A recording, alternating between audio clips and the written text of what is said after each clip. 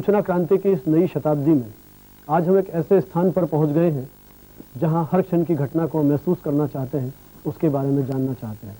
चाहे गुजरात के भूकंप की विनाश लीला हो या उड़ीसा के तूफान का तांडव, सूचना माध्यमों ने इन घटनाओं को जिस गहराई के साथ, जिस संवेदना के साथ प्रस्तुत किया है, न सिर्फ हमारे देश की वरन विश्व की संपूर्ण मानव जाति मानवता पर आए इस संकट के लिए अपनी सहानुभूति और उनकी सहायता के लिए तत्पर होती है। कुछ समय पूर्व करगिल युद्ध के जीवंत दृश्य हमने पर्दे पर भी देखे थे। दुनिया भर में आज जहां भी सूचना के अधिकार का आंदोलन चला, उसके माध्यम से प्रेस, लोकतंत्र और प्रशासन में पारदर्शिता आने का प्रयास किया गया। लोकतांत्रिक समाज की बुनियादी जरूरतों से यह अधिकार जुड़ा और इसने मीडिया, विधायिका और न्यायपालिका को ही शक्तिशाली नहीं बनाया, बल्कि लोकतांत्रिक प्रक्रिया और आम लोगों के सशक्तिकरण की दिशा में भी एक प्रयास किया। बिना सूचना की जानकारी के अभिव्यक्ति के अधिकार की कोई सार्थकता नहीं रह जाती है। आधुनिक समाज में एक नारा उठा है, वह है रोजी रोटी का नहीं बल्कि सूचना का अधिकार चाहिए। आज हमारे देश में अनेक विकास योजनाएं बन रही हैं, उनके लिए करोड़ों रुपए का प्रावधान किया गया है।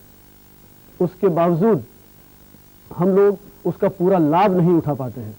ऐसी स्थिति में जनता की क्या अपेक्षाएं सरकार से हो सकती हैं, सरकार की क्या अपेक्षाएं हो सकती हैं कि वो जनता को सूचना सही रूप में पहुंचाए, और संचार माध्यम अपनी क्या भूमिका निभा सकते हैं। इसके साथ जुड़े हुए बहुत सारे प्रश्न हैं। इन्हीं प्रश्नों पर चर्चा करने के लिए आज हमारे बीच में, हमारे पैनल में विभिन्न संचार माध्यमों से जुड़े हुए कुछ विशिष्ट मीडिया विशेषज्ञ हैं। इनके सवालों का जवाब देने के लिए राजस्थान के सूचना एवं जनसंपर्क राज्य मंत्री डॉक्टर जितेंद्र सिंह और जयपुर दूरदर्शन के उप निदेशक श्री राजेंद्र बोहरा हैं। हमारे बीच में राजस्थान विश्वविद्यालय के और उससे जुड़े हुए जो महाविद्यालय हैं, वहाँ पत्रकारिता और जनसंचार के जो विद्यार्थी हैं, वे भी इस चर्चा में उपस्थित हैं। मैं चर्चा की शुरुआत में सबसे पहले हमारे मंत्री माननीय डॉक्टर जितेंद्र सिंह से ये जानना चाहूँगा कि राज्य सरकार की जो सूचना नीति है, उसके बारे में आप किस रूप में उसको देखते हैं। जैसा कि आपको मालूम है, अभी पिछले सप्ताह दिल्ली में सूचना मंत्रियों का एक सम्मेलन आयोजित किया गया था। वहाँ डॉक्टर जितेंद्र सिंह ने राजस्थान की जो समस्याएं हैं, विशेषकर सूचना और उससे जो हमारे संचार माध्यम है उनसे जुड़े हुए, इन बातों को बड़ी सशक्तता के साथ वहाँ उठाया और एक राष्ट्रीय स्तर पर एक समिति गठित की गई जो हमारे प्रसारण माध्यम है, उनकी जो समस्याएं हैं और उससे जुड़ी हुई जो विकास की स्थितियाँ हो सकती हैं। और मैं बधाई देना चाहूँगा खुली चर्चा के माध्यम से मंत्री जी को कि उस राष्ट्रीय समिति में आपको भी एक प्रतिनिधि के रूप में शामिल किया गया, इस उम्मीद के साथ कि आपका जो जुड़ाव उस समिति के साथ हुआ है, उसका लाभ राजस्थान में सूचना के विकास को मिलेगा। तो डॉक्टर साहब, आप राजस्थान के चूंकि सूचना मंत्री के सूचना विभाग के प्रभारी भी हैं, तो आप राजस्थान में सूचना को किस रूप से देखते हैं, सूचना तंत्र को विशेषकर? बनावत जी, जैसा कि आपने स्वयं ने चर्चा करी, राजस्थान हमारे सूचना के संदर्भ में भारत के अन्य प्रांतों के मुकाबले अभी भी हम लोग बहुत पीछे हैं। जहां हमारा टोटल नेटवर्क जो टेलीविजन से कवर्ड एरिया है राजस्थान में, वो मात्र 70%, जबकि 71% राउंड अबाउट, और जबकि अदर स्टेट्स में ये तकरीबन 90 एंड अबाउट। तो अभी भी हमारा जो सबसे बड़ा जन साधारण का जो एक संचार का माध्यम है वो टेलीविजन है। और उसमें क्योंकि हमारा करीबन मोर देन 1000 किलोमीटर बॉर्डर हमारे पड़ोसी देश पाकिस्तान से लग रहा है, और उसमें ये महत्व आवश्यकता हो जाती है कि उनका जो एक कल्चरल इन्वेजन हमारे बॉर्डर के ऊपर हो रहा है, उसको रोकने के लिए हमारी जो सीमाएं हैं, गंगानगर है, जैसलमेर है, बाड़मेर है, उनके पास हमारे पास बहुत पावरफुल हमारे टीवी स्टेशन होने चाहिए, एफएम रेडियो स्टेशन होने चाहिए, ताकि जो पाकिस्तान का कल्चरल इन्वेजन हो रहा है उसको हम किसी भी तरह रोक सकें।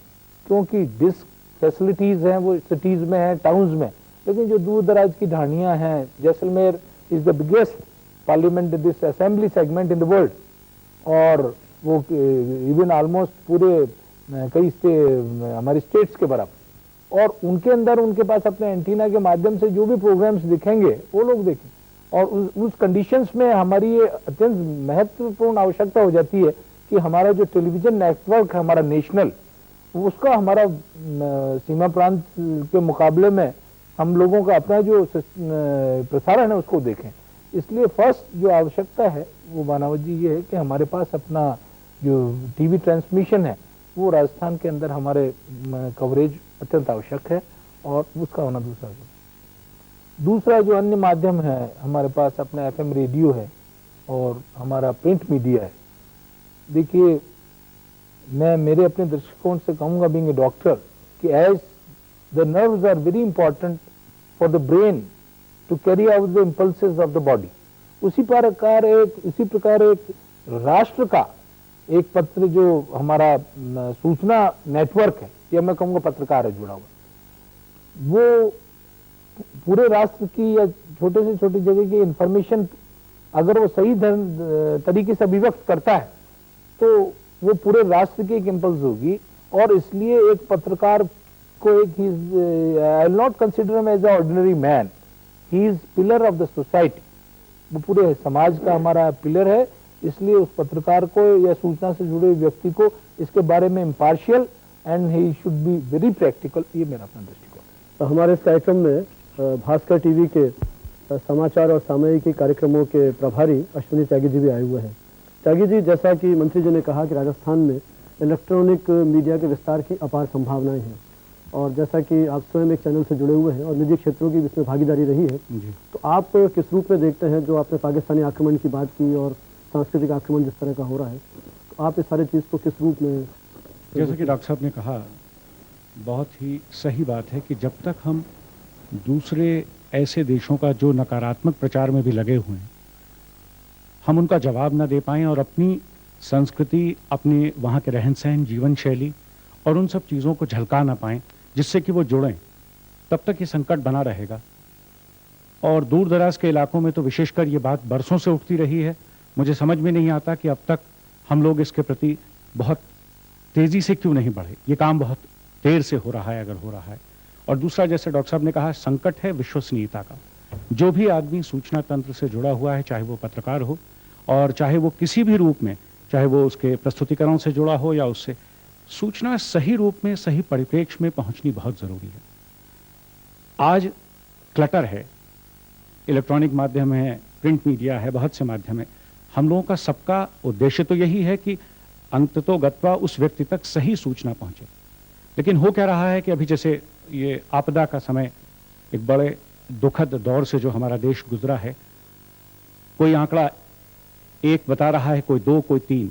सवाल ये नहीं है कि आंकड़े क्या हैं, सवाल ये है कि हम भ्रमित होते हैं और वो सूचना सही रूप में न पहुंचने से उसके असर कहाँ तक होते हैं, उससे क्या आगे जाने के बाद कहाँ तक उसका प्रभाव पड़ता है, वो बहुत बड़ी चीज़ है। तो हम सभी को, चाहे हम प्रिंट मीडिया से हों, इलेक्ट्रॉनिक मीडिया से हों या हम छात्र हों या कहीं भी सूचना देने वाले पार्ट टाइम कार्य करता हूँ। त्यागी जी, जो आपने बात उठाई, मैं सोचता हूँ कि बोहरा जी हमारे बीच में है जो दूरदर्शन से जुड़े हुए हैं। आपने जो विश्वसनीयता का सवाल उठाया और जो बात कही कि सीमांत क्षेत्रों में अभी तक हम नहीं पहुँच पाए आज़ादी के 50 साल बाद भी, तो इस दूरदर्शन में तो आपका बहुत लंबा अनुभव रहा है। ये बात बिल्कुल सही है मंत्री जी की और त्यागी जी की, लेकिन मैं इसको 2 हिस्सों में बांट करके देखता हूँ। डॉक्टर साहब ने बात की कि पड़ोसी देशों का जो दुष्प्रचार है उसका मुकाबला करने के लिए या गुजरात जैसी जो विभीषिकाएं हो जाती हैं उनका सामना करने के लिए, बात यहीं तक सीमित नहीं है। सवाल सूचना के प्रचार का ही नहीं है, सूचना के व्यवहार का भी है। और भट्ट जैसे अनुभवी लोग हमारे बीच में बैठे हुए हैं कि कई वर्षों तक तो हमसे ये कह करके टालते रहे कि ये अंग्रेजों की लीगेसी है, उनकी विरासत है। अंग्रेज देशी राज्य के मालिक ठाकुर रजवाड़े वो नहीं चाहते थे कि आम जनता तक वो किस प्रकार से शासन तंत्र काम करता है उसकी सूचनाएं पहुंचे। उनका काम केवल पालन करना था कि आपको कह दिया कि इससे ऊपर की आपको नौकरी नहीं मिलेगी, आपको ये, मतलब कई मामलों में तो ऐसा भी हुआ कि उनकी विम्स के कारण लोगों को फांसी तक दे दी जाती थी, बताया तक नहीं जाता था। अब हमने, और उसके बाद ये कहा गया कि जब आज़ाद हो गया देश तो समस्याएं बहुत थी, विस्थापितों को स्थापित करना था, अन्न की समस्या थी, वो थी, फिर युद्ध आ गए। लेकिन हिंदुस्तान और पाकिस्तान की लड़ाई के बाद पिछले 30 सालों से तो कोई युद्ध भी नहीं हुआ, अगर हम कारगिल के इसको थोड़ा सा करें तो सवाल ये है कि हम अपने यहाँ पर इस तरह की संस्कृति सूचना को लेकर के हम विकसित नहीं कर पाए हैं।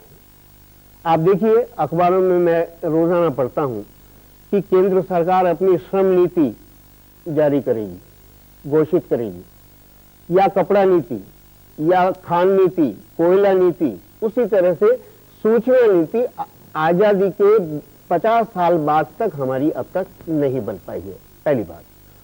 दूसरी बात, हमको सूचना का जो व्यवहार है उसके तहत आपने डॉक्टर साहब ने FM स्टूडियोज की बात की।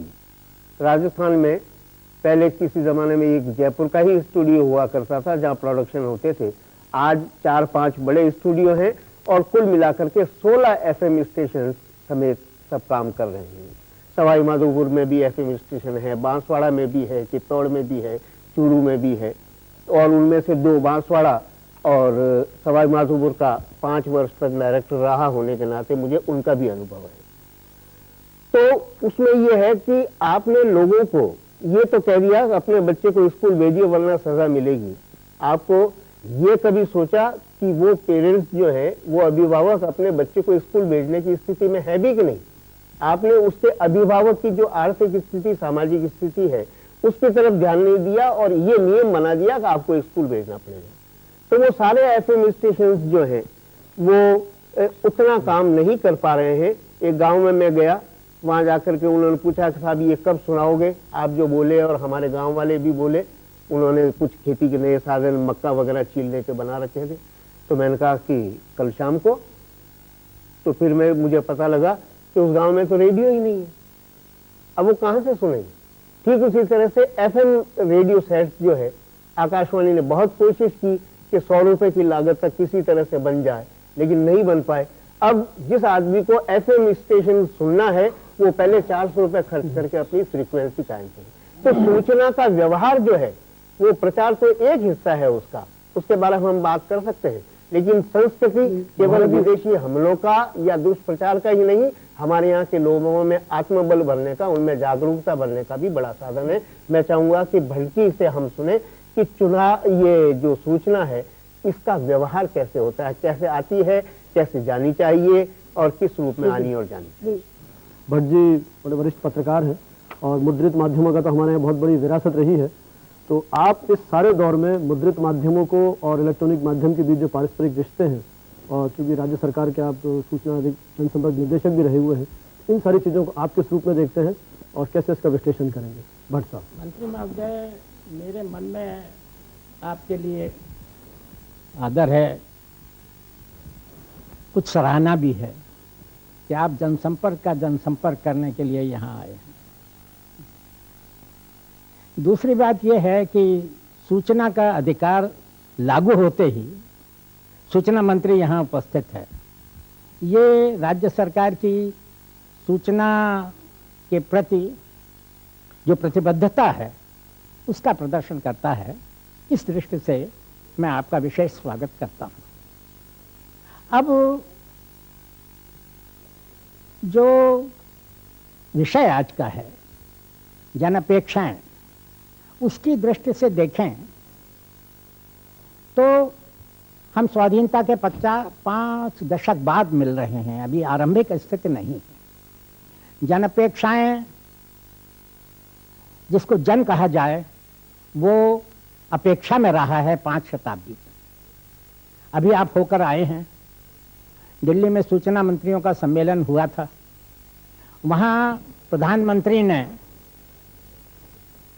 केंद्र के सूचना तंत्र के बारे में तो अपना असंतोष प्रकट किया ही, वो प्रधानमंत्री हैं, शायद उनको हक हो।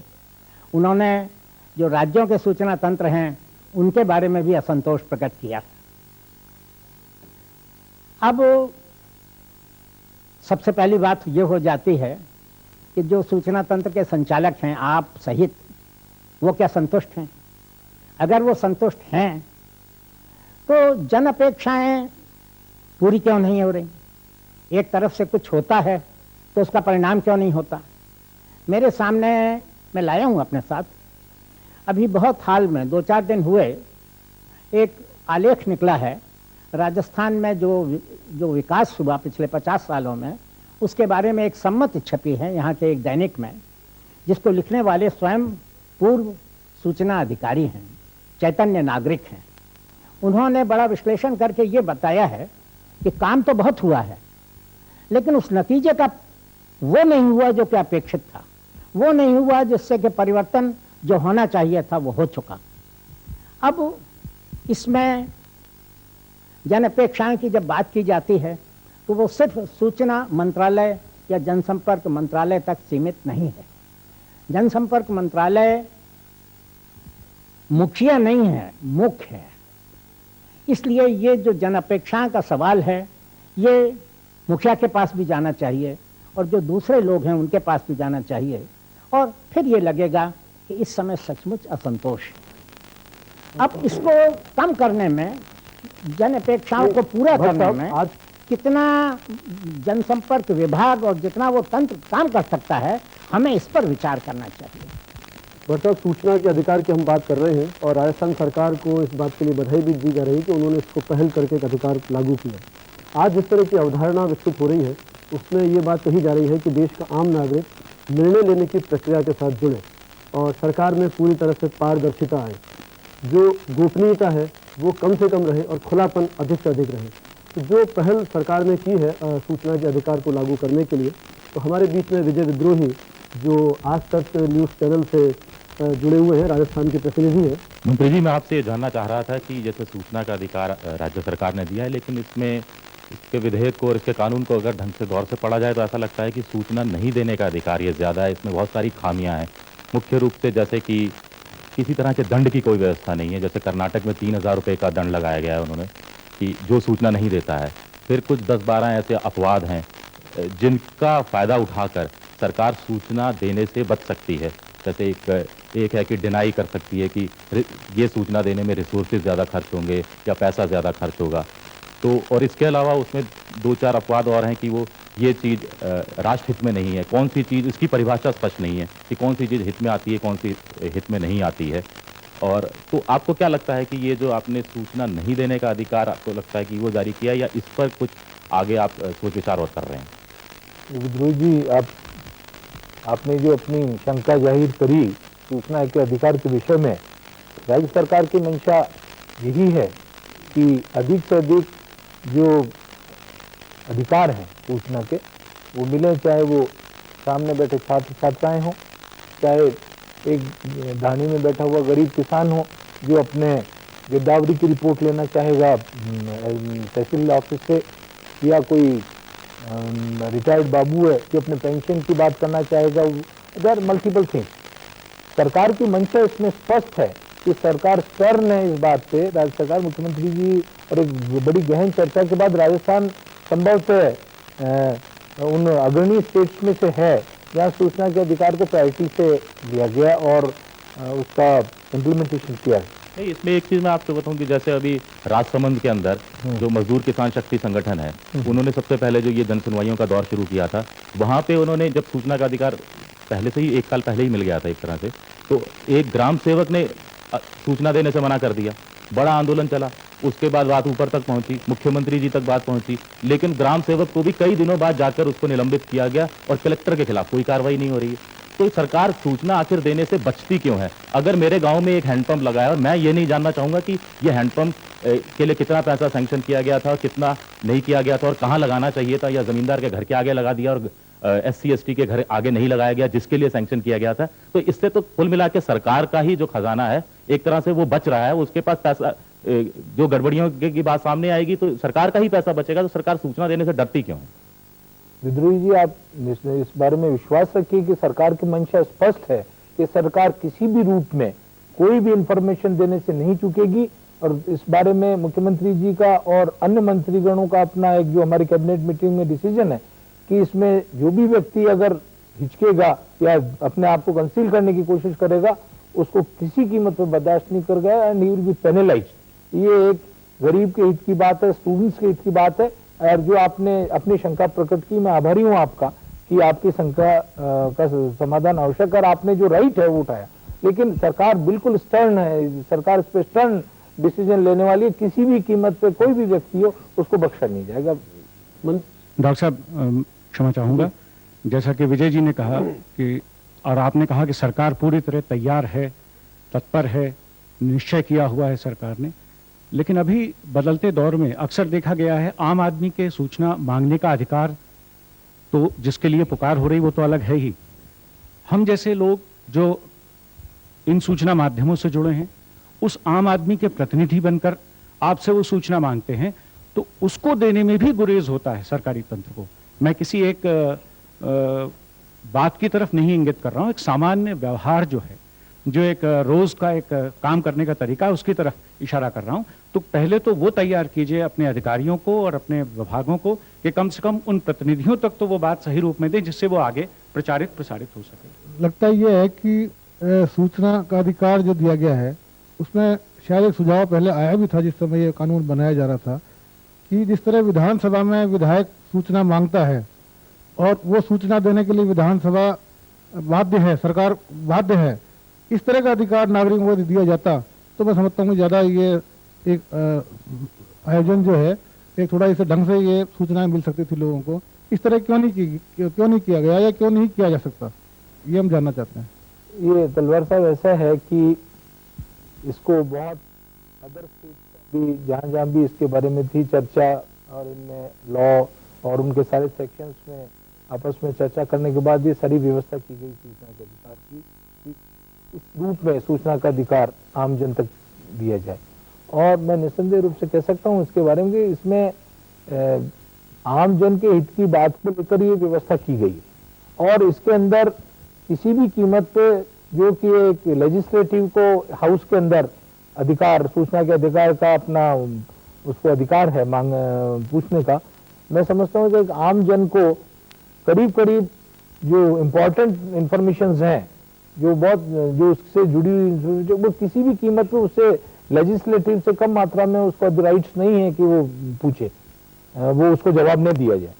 तो जो आम जन को भी लेजिस्लेटिव के मुकाबले में ही फैसिलिटीज है, उनमें कोई उससे कोई कंसील नहीं की गई है उससे चीज कि जो लेजिस्लेटिव हाउस में कोई चीज डिमांड करता है पूछने की तो उससे कोई जो हाउस में पूछ सकता है एक आम लेजिस्लेटिव उसी तरह से एक आम नागरिक भी अन्य विभागों से पूछ सकता है। ये बिल्कुल इक्वल राइट्स हैं, there is no difference in that. मंत्री जी, इस दिशा में अपन कुछ इस तरह की बात कर सकते हैं कि जिस तरह से ये इंफॉर्मेशन टेक्नोलॉजी का विकास हो रहा है तो जो अपने पास सूचनाएं हैं हमको एक इंफॉर्मेशन बैंक इस तरह का बनाए, इस तरह की वेबसाइट है जो भी व्यवस्था हो सकती है कि आम आदमी वहां तक आसानी से पहुंच सके। इस तरह की जो मेरे ख्याल व्यवस्था करें तो इन्फॉर्मेशन पॉवर्टी है वो किसी तरह से हम खत्म कर सके तो शायद कुछ काम कर सके। हमारे बीच में कुछ विद्यार्थी भी है। लेकिन मैं कह रहा था मंत्री जी आपने तो कहा दोनों को समान है, विधायक को भी और आम जनता को भी, लेकिन अभी जैसे विद्रोही जी ने बताया कि उसमें बहुत सारे इफेक्ट बट्स हैं, सूचना देने के मना करने के बहुत सारे बहाने हैं उसमें जो विधायक के मामले में नहीं है। लेकिन तलवार जी आपने ये देखा होगा कि पिछले कुछ वर्षों से इस मामले में दूरदर्शन जो है उसने एक पायनियर एजेंसी का काम किया है कि लोकसभा राज्यसभा की जो कार्रवाई होती थी वो जनता के लिए उसका सीधा प्रसारण होता है जिसमें जनप्रतिनिधि पक्ष विपक्ष के सरकार को आड़े हाथों लेते हैं, उनके विभागों के बारे में जो भी चाहते हैं वो सूचना प्राप्त करते हैं और उनके माध्यम से वो सूचना आम जनता तक भी जो देखते हैं उन तक पहुंचती है। अगर ये विधानसभाओं में जिस समय ये लागू हो जाएगा तो आप देखेंगे कि इसका फलक और ज्यादा बढ़ जाएगा। त्यागी जी, अपने बीच में कुछ विद्यार्थी भी है, मैं सोचता हूँ कि उनकी भी कुछ जिज्ञासाओं का समाधान हो सके। ऐसी एक व्यावहारिक समस्या सूचना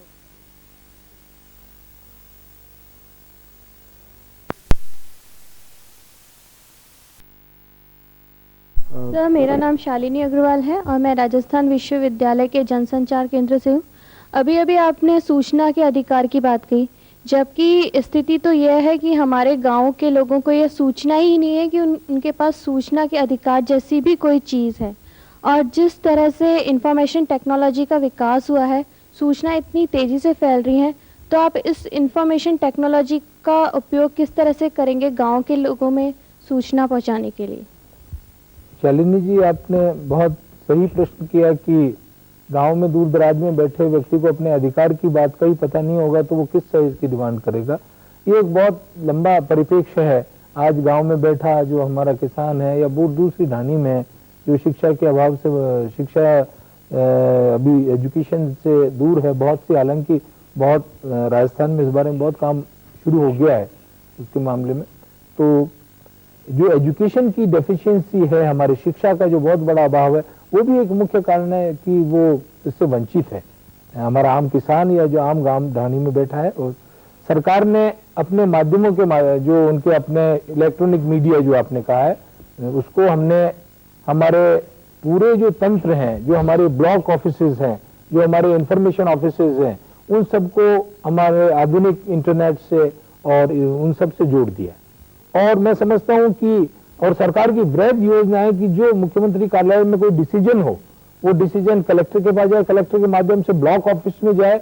तो करीब करीब हमने जो ये सुविधाएं हैं, वो सरकार की सुविधा, हमने हमारा जो मेरा अपना विभाग है, पहले वो विभाग में ये सुविधाएं नहीं थी, लेकिन पूरे हमारे जितने भी जिले हैं 32 जिले, उनको और जयपुर और अन्य जो ऑफिसेज हैं कलकत्ता, बॉम्बे, दिल्ली, उन सबको हमने इंटरनेट से सबसे जोड़ दिया। इसके अलावा मुख्यमंत्री कार्यालय, उसके अलावा हमारा जिला कलेक्ट्रेट और इवन हमारे जो ब्लॉक ऑफिसेज हैं, बीडीओ, हमारा पंचायत समिति इस वक्त सबसे बड़ा माध्यम है कि गाँव के अंदर समाचार पहुंचाए। कि पंचायत समिति में सब सरपंच आते हैं। आप किसी ग्रामीण क्षेत्र से आती हैं क्या? नहीं सर, मैं जयपुर से ही आप हूँ। जयपुर से, पर आपने प्रश्न इतना अच्छा किया कि मैं आपको धन्यवाद दूंगा। ब्लॉक ऑफिसेज हैं जो गांव में, वो जो प्रधान है उसके पास सारे सरपंच आते हैं, वो महिला सरपंचों को, और वो जितनी इंफॉर्मेशन एक ब्लॉक ऑफिस दे सकता है, बीडीओ, उतनी इंफॉर्मेशन कोई नहीं दे सकता। एक सरपंच तक अगर एक सूचना पहुंच गई तो सरपंच की जिम्मेदारी है कि वो अपने सारे गांव तक उसको पहुंचा दे। तो ये जो हमने हमारा कंप्यूटरीकरण हुआ ब्लॉक लेवल तक कैपिटल का, तो निस्संदेह आगे आने वाले 1 वर्ष में आप देखेंगे कि इसमें बड़ा ड्रामेटिक चेंज होगा, और ये जो सूचना के अधिकार और इसके बारे में जागरूकता होगी वहां पे, ये मुझे पूर्ण विश्वास है इस बात। हमारे इस कार्यक्रम में केंद्रीय सरकार का एक विभाग पत्र सूचना कार्यालय, वहाँ की सूचना अधिकारी श्रीमती प्रज्ञा पालीवाल गौड़ भी आई हुई है, और वो भी एक प्रकार से यहाँ इसी सूचना तंत्र से जुड़ी हुई है। प्रज्ञा जी, आप हाँ भानुवत जी, अभी जैसा मंत्री जी ने बताया कि आपने राज्य तंत्र के बारे में बताया कि मीडिया के जो राज्य सरकार की इकाइयां हैं, आपने उनको मॉडर्नाइज किया है। और हम लोग अभी बातचीत कर रहे हैं कि प्रत्येक कार्यक्रम, जितने भी सरकार की योजना है, वो तभी सफल हो सकती हैं जब लक्षित समूह तक उसकी जानकारी पहुंचे। और केंद्र सरकार के स्तर पे भी ये भी हम लोग जानते हैं कि जितनी भी केंद्र प्रवर्तित योजनाएं हैं, या शिक्षा, स्वास्थ्य, जो सामाजिक क्षेत्र की जो योजनाएं हैं, उनका क्रियान्वयन राज्य सरकारों द्वारा ही किया जाता है।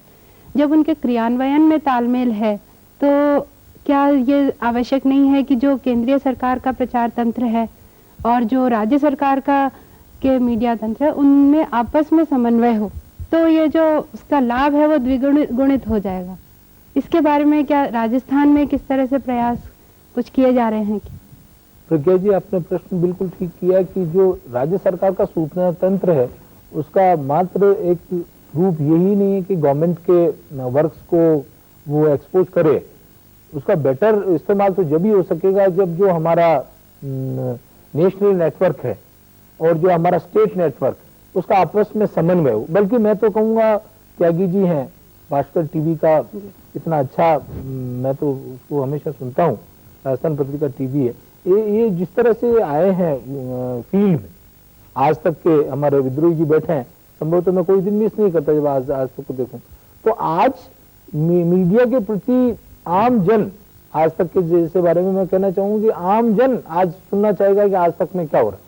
तो everybody is worried about the latest information, और उन कंडीशंस के अंदर जो गवर्नमेंट ऑफ हमारे जो नेशनल नेटवर्क है उसमें, और हमारे जो स्टेट अपना जो सिस्टम है, नेटवर्क है, उन सब का समन्वय निश्चित रूप से इसकी आवश्यकता है कि अगर जो हमारे अपने जो डेवलपमेंट प्रोजेक्ट्स हैं वो जितने ज्यादा हाईलाइट होंगे, उतना ही ज्यादा उसका हमें बेनिफिट मिलेगा, चाहे वो मेडिकल जैसे मेडिकल एड हो और बहुत सी। मैं गांव में गया, मैंने जब पूछा सरपंचों से कि आपको पता है कि आपको ये फैसिलिटी है कि बाईपास सर्जरी की आपको 2-2.5 लाख रुपया गरीबी रेखा से नीचे मिलेंगे, तो उन्होंने कहा अभी तक बहुत से लोगों को इस बात का पता नहीं था। जबकि निस्संदेह जो गवर्नमेंट के जो हमारे इंटरेस्ट के प्रोजेक्ट्स हैं, मेडिकल हेल्थ है, एजुकेशन है, हमारे सहकारिता के हैं, और बहुत से इसके रिलीफ फंड के हैं, फेमिन के, वो एक समन्वय सारे सिस्टम में होना चाहिए। ये नेशनल नेटवर्क का बोरा जी, हमारा जो दूरदर्शन है उसका, और हमारा जो स्टेट का अपना है, और मैं तो कहूँगा त्यागी जी बैठे हैं यहाँ पे, ये सारा नेटवर्क की अंडरस्टैंडिंग होनी चाहिए आपस में। और जो हमारे गरीबों के जो उत्थान के कार्यक्रम है उनको तो लिबरली उनको हर एक प्रोजेक्ट, ये गारंटी सिर्फ दूरदर्शन की नहीं है कि साहब हमें गरीबी रेखा से नीचे 28 लाख लोगों को सरकार को मदद करनी, ये भास्कर टीवी की भी जिम्मेदारी, राजस्थान टीवी की जिम्मेदारी। मैं तो दिल्ली में उठाया इस बात, मैंने जो हमारा ऑल इंडिया कॉन्फ्रेंस थी दिल्ली में इंफॉर्मेशन मिनिस्टर्स की, उसमें मैंने उठाया था ये मुद्दा कि ये जो गरीब के से जुड़े हुए प्रधानमंत्री जी ने कहा कि आज जो सरकार अपने डेवलपमेंट के कार्य कर रही है वो गरीबों को पता नहीं है, जैसा कि सामने बैठी है उन्होंने कहा। तो अब हमारा एक कंबाइंड एफर्ट होना चाहिए सभी का कि हम हमारे जो नेशन में हमारे जो गरीब के इंटरेस्ट के प्रोजेक्ट्स हैं वो हमें कंबाइंड मूव करके उसको वहां तक पहुंचाए। जितना ज्यादा लोगों तक जाएगा उतनी ही उसमें यदि कोई कार्यक्रम में कमियां हैं वो भी सुधारी जा सकेगी। बिल्कुल। मैं निधि बिश्नोई एमए इंग्लिश लिटरेचर की स्टूडेंट हूँ। सर मैं एक चीज़ पूछना चाहूँगी आपसे। सर अक्सर करके हम अखबार में पढ़ते हैं कि आज जैसे कि अभी हमने गुजरात के भूकंप के बारे में पढ़ा कि आज एक अखबार में हम पढ़ रहे हैं कि 20,000 लोग मरे हैं, एक में 25,000 पढ़ रहे हैं और मीडिया कुछ बता रही है। तो सर इस स्थिति में एक आम जनता क्या सोच सकती है कि कितने लोग मरे हैं, क्योंकि हम तो मिसगाइड हो रहे हैं इस स्थिति में कि कितने लोग मरे हैं, हमें असलियत तो पता ही नहीं है कि 20,000 लोग मरे हैं 25,000। तो सर इसके लिए क्या हमारी गवर्नमेंट कोई लॉ या कुछ नहीं बनाना चाहेगी ताकि हम लोग सही नॉलेज पा सकें? मिस बिश्नोई, आपने जो प्रश्न उठाया ये कुछ प्रश्न ऐसे हैं जो सारे राष्ट्र की सोच से जुड़े हुए। आज जितना बड़ा हादसा हुआ या जितने लोग मलबे में दबे बिंगे, डॉक्टर है कि इनसे कि ईश्वर उनकी रक्षा करे, लेकिन अगर कोई बहुत लंबे समय तक मोर देन 72 आवर्स तक अगर इन कंडीशंस में रहता है तो survival rate is very poor. लेकिन अभी इतनी बड़ी राष्ट्रीय त्रासदी में एक बार एकदम से ये सब कुछ बता देना एक बहुत बड़ा आघात। इसके पीछे एक मानसिकता भी हो, एक राष्ट्र की मानसिकता है। आज अगर ये कहें कि 1.5 लाख लोग काल कलवित हो गए तो एक पूरे राष्ट्र की मैटर है। 1944 में एक पूरी ट्रेन जर्मनी के अंदर, एक उसमें से जब टनल में से गुजर रही थी, सेकेंड वर्ल्ड वॉर चल रहा था, आर्मी की भरी हुई पूरी ट्रेन थी, ऑफिसर्स थे उसमें, लेकिन उसका इंजन टनल में फेल हो गया और पूरे के पूरे 5,000 जितने भी आर्मी ऑफिसर्स और वो तो खत्म हो गए सारे के सारे उसके अंदर। लेकिन इस न्यूज को उन्होंने कंसील किए रखा, वॉर टाइम था, मनोबल गिर जाता सब लोगों का। आज बात इस बात की नहीं कि सरकार झूठ बोल रही है अपने लोगों से। क्या आप इसमें सुनने का मादा है कि 1.5 लाख लोग काल कलवित हो गए? ये सुनने का मादा नहीं। आज की स्टेज आज हिस्टेरिकल है सारे लोग, ये फैक्ट है, ये नेशनल त्रासदी होगी, इसमें सारे लोग का उनका मनोबल टूट जाएगा ये सब सुन के। इसलिए हम उस बात को आज इन कंडीशंस के अंदर वो इस बात को दूसरे तरीके से कह रहे हैं कि जो 1.5 लाख लोग दब गए उस भुज के अंदर और उनके आसपास जो गांव हैं उनमें वो 72 आवर्स के बाद भी दबे हैं, और वो दूसरे तरीके से बोल रहे हैं उसमें कि जीवन की आशाएं क्षीण है। उसके पीछे उनका मकसद ये नहीं है कि वो सत्य को छुपा रहे हैं, वो सत्य को उजागर करने की एक दूसरा तरीका बता रहे हैं। सर मैं सुरेंद्र मोहनपुरिया पत्रकारिता विभाग के विद्यार्थी हूँ। सर मेरा प्रश्न है कि महिला उत्पीड़न और दलित उत्पीड़न की खबर को तो बढ़ा चढ़ा के प्रदर्शित किया जाता है, पर उसके परिणाम के बारे में जनता बेखबर रहती है, तो आप इसके प्रति क्या कदम उठा रहे हैं सर? ये हिंदुस्तान तो हमारा दुनिया के अंदर वो देश है जिसने हमेशा नारी का सम्मान किया है, और अभी भी माँ का शब्द हमारे लिए बहुत ज़्यादा मर्म स्पर्श है। और उसके अंदर मैं नहीं समझता कि कोई भी कितना भी क्रूर शासक हो या कोई भी क्रूर व्यक्ति हो वो कम से कम महिला के अत्याचार अपनी आंखों से देखे, क्योंकि हमारे हिंदुस्तान में महिला को बहुत सम्मान की दृष्टि से देखा। स्वामी विवेकानंद ने जब सबसे पहले शिकागो में अपनी speech he brothers and sisters से स्टार्ट करी तो थ्रिल हो गया था पूरा यूनाइटेड स्टेट्स, क्योंकि उन्होंने महिला को कभी बहन के रूप में वहां सोचा नहीं था। क्लैपिंग होती थी 5 मिनट। आज हिंदुस्तान हमारा देश ऐसा है, और मैं समझता हूँ ऐसा कोई गिरे से गिरा व्यक्ति होगा किसी इस तरह से कोई महिला उत्पीड़न का मामला हो और वो उसमें उसको क्रिमिनल को डिफेंड करने की कोशिश करे। मंत्री जी, मेरे ख्याल तो संचार माध्यमों की बहुत बड़ी भूमिका रही है जो उत्पीड़न की बात कर रहे हैं। उनको बड़ी सशक्तता के साथ हमारे माध्यमों ने उठाया है। और आज महिला एक राइट माहौल कमीशन बना बना है अपने, और उसका अब उपयोग बात मंत्री जी हो रही थी सूचना और जैसा त्यागी जी ने भी अधिकारियों को अधिकार संपन्न बनाने की और इसकी बात की, छोटा सा सवाल मेरा भी है। हमारे यहाँ भी आपने ह्यूमन राइट्स कमीशन की स्थापना की और ह्यूमन राइट्स कमीशन का जो कार्यालय है वो सचिवालय में है। अब जो व्यक्ति उससे प्रभावित हुआ है या जिसके ह्यूमन राइट्स का उल्लंघन हुआ है उसको अपनी शिकायत दर्ज करानी है। लेकिन जिस प्रकार सचिवालय को जिस सुरक्षा कवच में हमने रख रखा है, जहाँ परिंदा भी शायद पर नहीं मार सकता, वहाँ क्या हम कल्पना कर सकते हैं कि एक आम आदमी वहाँ अपनी ग्रीवेंसेस को लेकर के जाए और उसकी समस्याओं को समाधान हो पाए?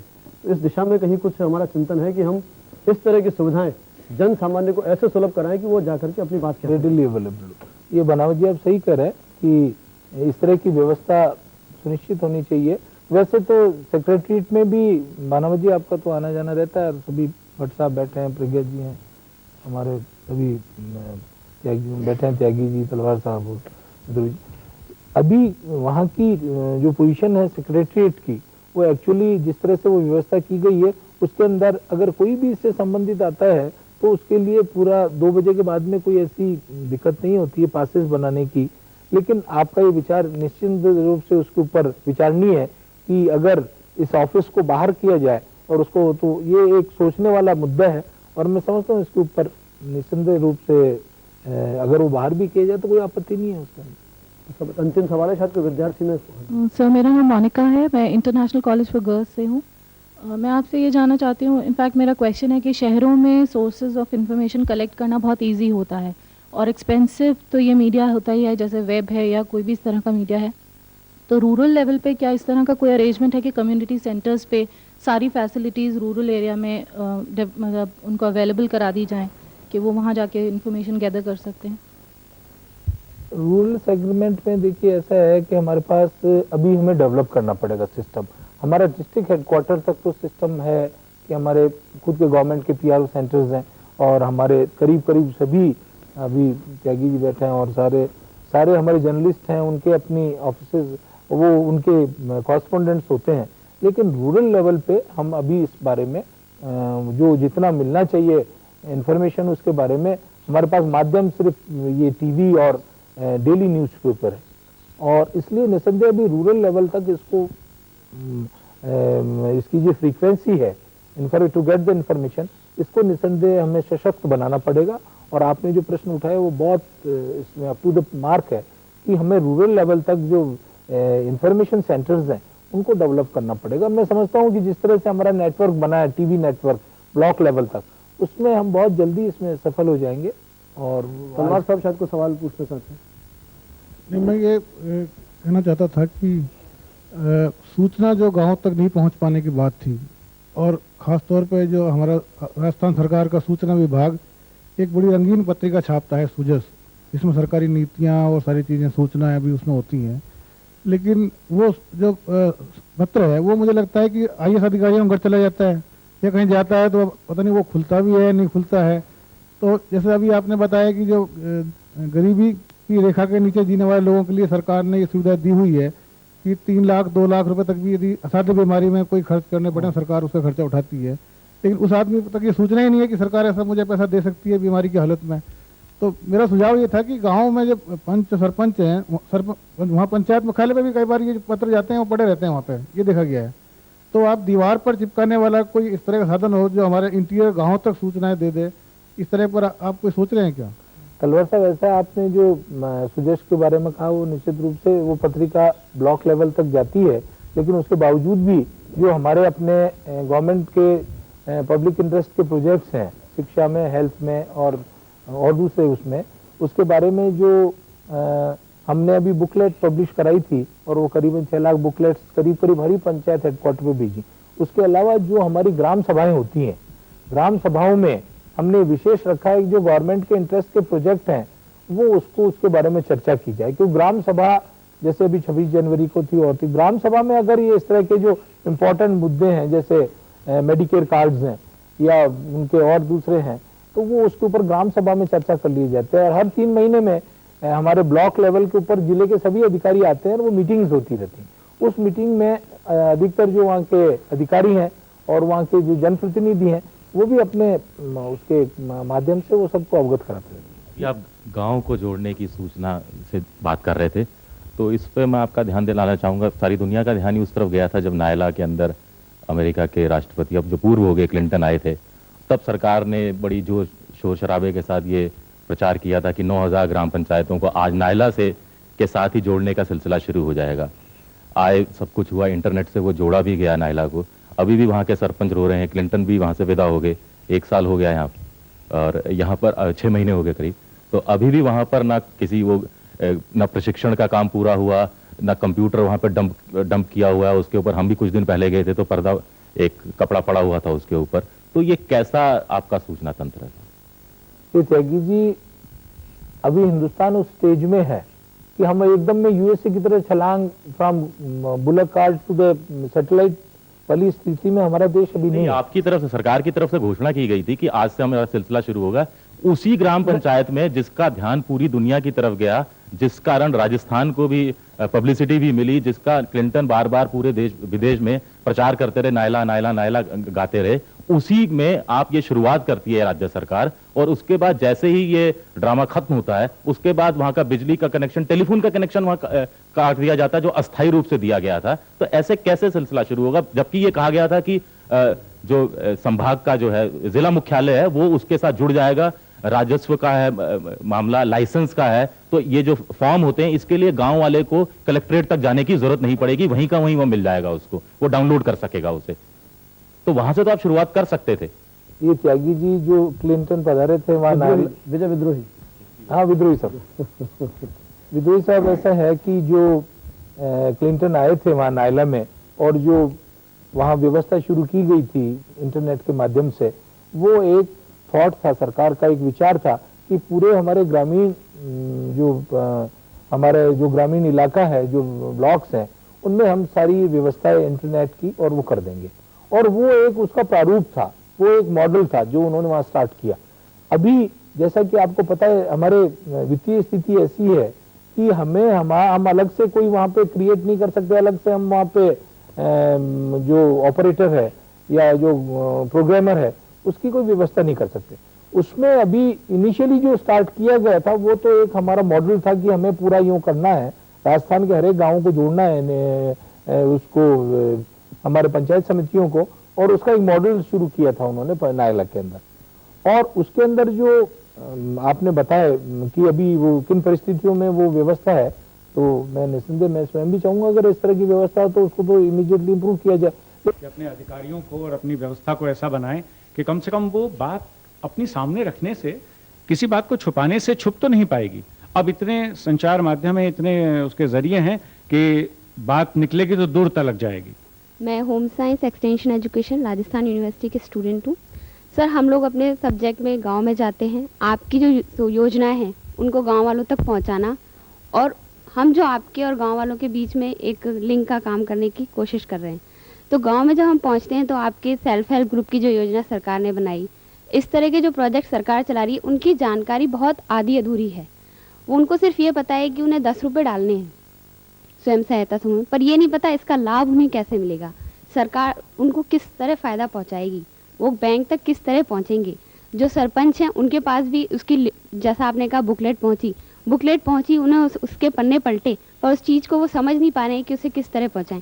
तो आप जो ट्रेनिंग दे रहे हैं उससे कुछ इस तरह की करने की कोशिश कर पाएंगे कि उसको सही शब्दों में, सही मतलब में लोगों तक पहुंचा पाए। यही है इनका कि जो आपकी योजना है वो आम जन तक सही रूप में कैसे पहुंचे और कैसे क्रियान्वित हो। ब्लॉक लेवल पे शालिनी जी हमारे मीटिंग्स होती हैं हर 3 महीने में एक बार, और उस पर सारे बैंक के अधिकारी आते हैं, जिले के सभी अधिकारी आते हैं, उसमें जो भी जुड़े हुए हैं बैंकिंग से और आपके लोन्स जो अपने इनसे देते हैं।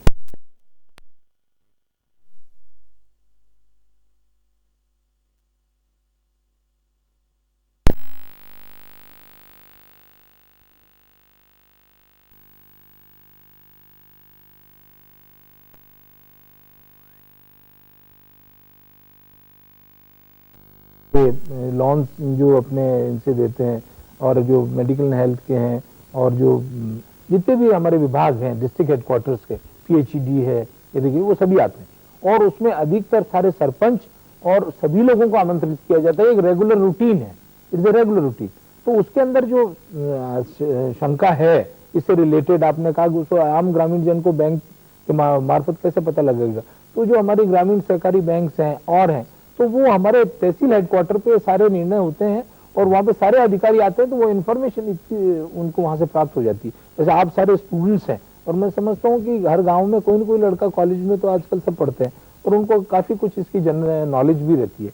तो उन सब लोगों को माध्यम सिर्फ ये सरकार की गारंटी नहीं है कि सरकार हद तक पहुंचा, सरकार तो प्रयास कर सकती है, लेकिन जैसे वॉलंटियर्स लाइक यू, आप तो सीधे वहां जाते हैं, उनको आप ज्यादा बेहतर तरीके से, आज प्रॉब्लम वही हो रही है, भट्ट साहब भी कर रहे थे, आप जो त्यागी जी भी कर रहे थे, विद्रोह जी, हमारी सबकी जो एक सबसे बड़ी समस्या राष्ट्र के सामने वो ये है कि आम जन तक कैसे पहुंचे, और आम जन तक बात जब भी पहुंचेगी जब आम जन इन्वॉल्व होगा, and the youths like you, then you will come in the front.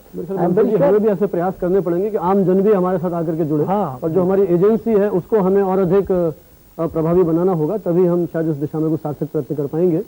तो मैं सोचता हूँ कि विविध तरह के सुझाव हमारे बीच में आए और उम्मीद करते हैं कि मंत्री जी के नेतृत्व में आने वाले समय में जो इस प्रकार की खामियाँ हैं उनको दूर करने में इस कार्यक्रम के माध्यम से कुछ मदद हो सकेगी। मैं डॉक्टर जितेंद्र सिंह, श्री राजेंद्र बोहरा, हमारे सारे पैनलिस्ट और सभी विद्यार्थियों का आभारी हूँ, उन्होंने इस चर्चा में भाग लिया। धन्यवाद।